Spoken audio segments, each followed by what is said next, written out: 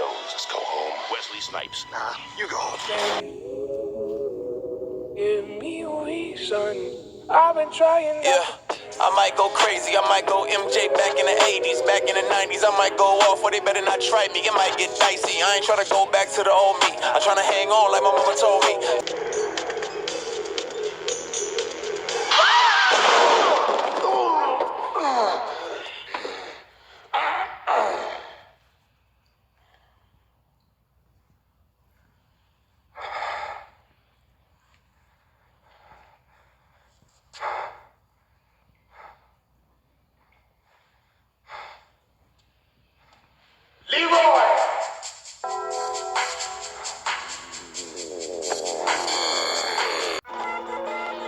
Right, this was my second time watching The Last Dragon. This is a fun, campy, sometimes cheesy 80s movie. I really like this movie. I'm gonna try to be objective with this movie, but subjectively, I'm gonna give this movie a very high rating.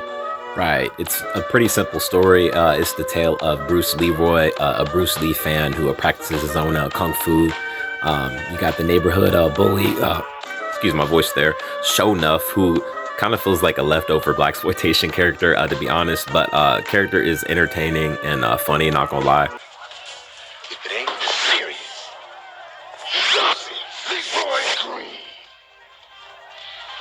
I've been waiting a long time for this, Leroy. I am sick of hearing these bullshit Superman stories about the Wassa legendary Bruce Leroy catching bullets with his teeth. Catches bullets with his teeth. Please. The secret awaits eyes, unclouded by ambition. What? Then you have that main villain, Arcadia, who is trying to push this kind of a mix between Katy Perry and Cyndi Lauper, but on crack. Music video. Pop artist trying to push this pop artist on this music video, a DJ. The corny music by this pop artist leads to, in my opinion, one of the funniest movie scenes of all time.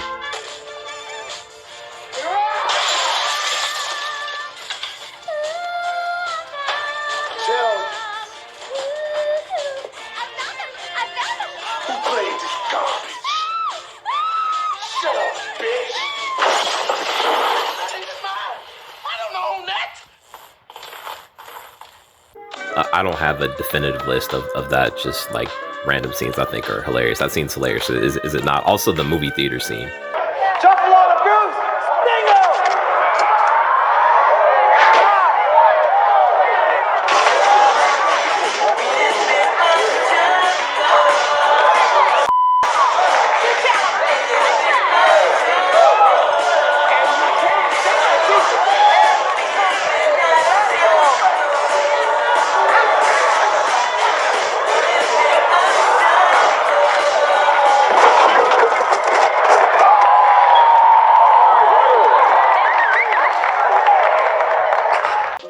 What was up with the Asian dudes who were acting black though? That was it was cringing, but kind of funny. Yeah, mostly cringe, but yeah, it was just one of the things where it's just like, why? You know, what led to this decision? I don't know if I'm necessarily offended. I'm more just kind of like I want to know why, like who wrote that? You know, what was the coaching like behind the scenes? All right, so you're gonna act like Asian dudes who want to be black, you know, like what was behind the scenes going on there? Also, Bruce Leroy's brother acting like he knows about sex is a little like what, like at first it's just kind of like, oh, ha ha ha, y'all just making a joke. Then he like keeps going, like doesn't talk explicit, but it's just kind of like, all right, what you talking about, kid? I think her name is Vanity as the love interest. Unlike some love interest in a few of these movies I've talked about, she actually has a little bit more to do because she has some scenes with Bruce Leroy. Miss Charles, there is something you may be able to help me with. You can call me Laura. Laura, the other night, I lost a medallion. You talking about that thing that looks like a belt buckle? Belt buckle? Is it gold? You have it? Yeah, I got it. Why don't you sit down? I'll go get it for you. So yeah, Bruce Leroy out here trying to rep nice guys. You know, got him his nice light-skinned woman. Got him his kung fu. I joke just because, you know, no offense to Vanity or none, but you know, we know how Hollywood does with the love interest usually. And I'll call it out real quick. I don't know why, but like they've been really bad with that the last like 10 or so years. It seems like they've gotten like worse. Like every time the love interest, it's a black movie, dark skin or, you know, medium skin man, and then light skin love interest. I don't know why they always do that. Well, I know why, but they gotta cut that out. But no offense to Vanity, she is good here. One thing, Leroy Collin, that dude Master, he says that over and over again. Not too much, but enough to make you cringe. William H. Macy pops up in here for a minute, maybe an early movie role. I'm assuming. All right, so no Illuminati references with my conspiracy theory this time, but I'm gonna mention something.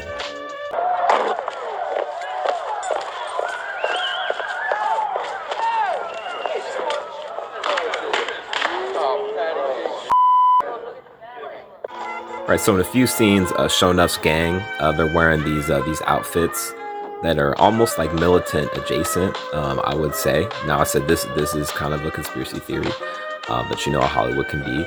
Now, Sho'nuff, he's not the main villain of this movie. The main villain is Eddie Arcadia, the business tycoon. But is Hollywood trying to send a little message, trying to associate Black Power, you know, Black Panther, because we know they wore, you know, the jackets with the shotguns, you know. Is Hollywood trying to associate like black militancy with evil, or trying to clown black militancy?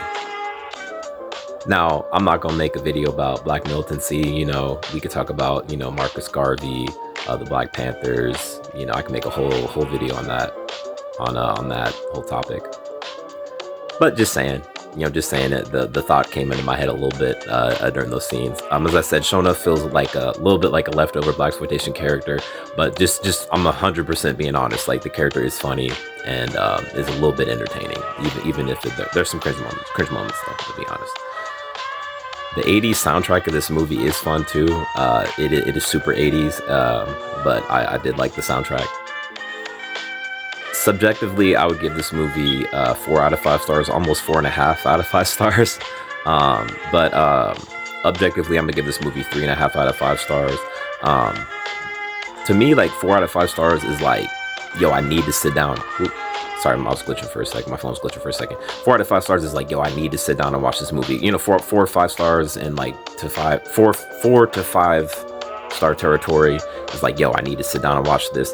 With this movie, it's like, I want to sit down. I feel that way about certain parts of the movie, but not necessarily about the whole movie. So that's why I say 3.5 out of 5 stars, not the full 4. If you're a fan of campy 80s stuff, throw this movie on. You can't call yourself a fan of campy 80s stuff if you have not seen The Last Dragon. Classic in that category.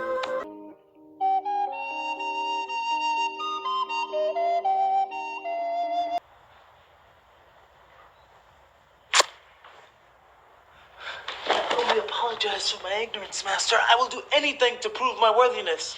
You have been to the movies again, I see. What y'all looking for? I am looking for the Master. Ain't no masters here, dude. Ain't no slaves either.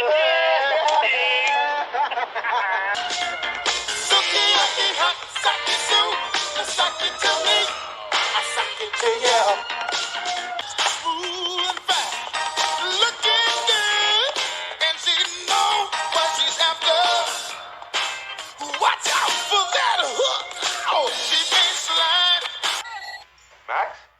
Hey, Max, hey, how you doing? Listen, Max, I'm sure about time you see this, you're gonna be pissed, but I want to thank you for having a brother back at your beach house. All right, Martin Lawrence, Danny DeVito, What's the Worst That Could Happen from 2001. For a 2000s movie, this didn't age too poorly. We'll link the cringiest moment a little bit up in the cringe moment section, or the cringe section, my bad. I had seen this movie on Bounce a few times. Like I had tuned in and saw that it was on, watched maybe like 5 minutes here and there. You hear the smoke detector here and there. I said that in another video. but I never sat down and watched the full movie. I'd seen the poster before. This is a movie that's perfect for like a Saturday or Sunday afternoon when you're just trying to kick back and watch a pretty chill movie.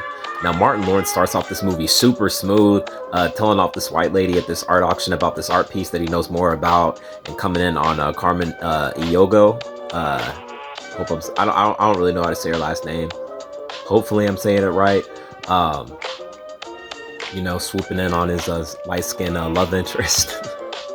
I'm gonna joke about that on the show here and there. No disrespect to Carmen Iogo. I'm just gonna say Carmen.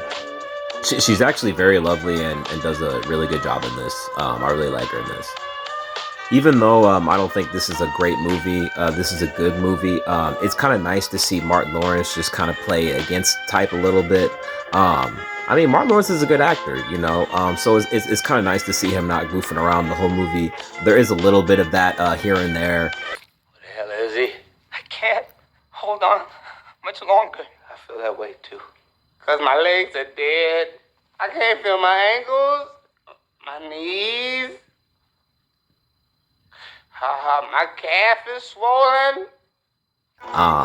But the parts where he's smooth and coming off as like a really he's an art thief, but he's like a sophisticated art thief. Those scenes, I thought he did a really good job. Bernie Mac is in this movie for a minute. He plays, I think, Martin Lawrence's character's uncle. So basically, plot of the movie, Martin Lawrence's character's name's Kevin. He is a professional art thief. So he steals from Danny DeVito's character, Max Fairbanks. And Max Fairbanks catches him in the act. And he takes a ring that Kevin's newlywed wife. I don't think the movie says whether they're married or not, but they're basically married, or his partner. But she had just given him this ring that her dad had given to her, and this is a very special ring that symbolizes their love. And Fairbanks takes it from Kevin. Kevin's able to escape jail, but he's on a mission to get this ring back. So now there's a little bit of back and forth between him and between Martin Lawrence's character and Danny DeVito's character. The ring's coming off your finger. If I got to cut it off. Oh yeah? You and your girlfriend. My girlfriend? This is a Senate subcommittee, Mr. Fairbanks. You.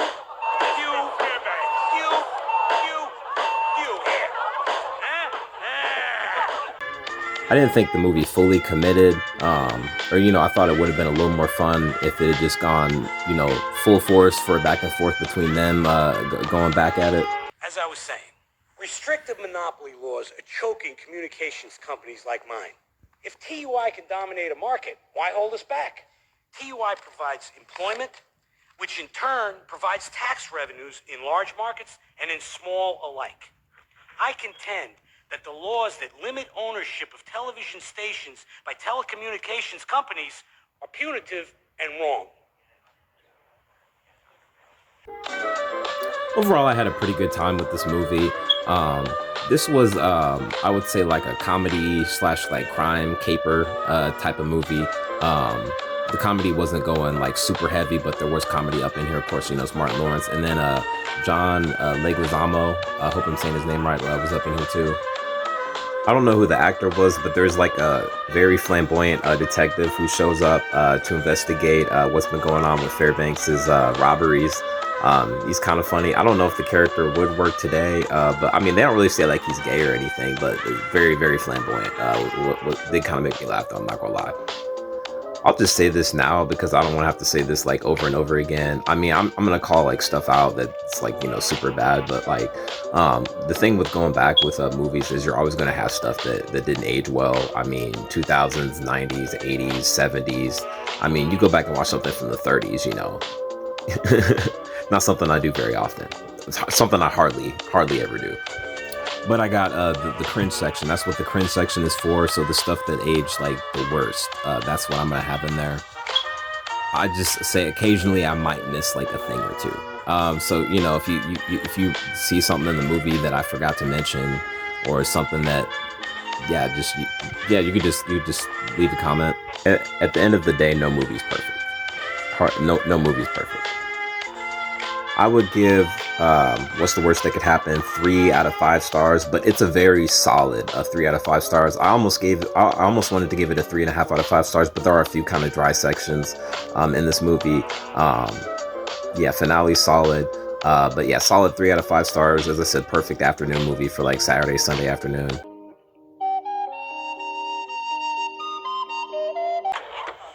Here he comes now. Oh, that's my boy. Look, he on TV. No, look at that. He got that big. Oh, no, he didn't. Son of a bitch. Stop my lawyer. He stole my lucky watch.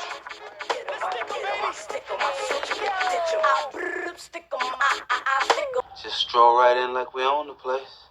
Welcome to Potomac House. Our apartments on the east side have magnificent views of the Capitol.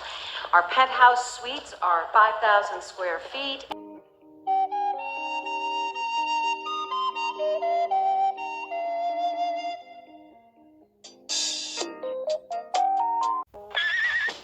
Alright, that's been another edition of AAC Show. 3.5 out of 5 stars for Last Dragon, 3 out of 5 stars for What's the Worst That Could Happen. Thank you for watching. Have a blessed week.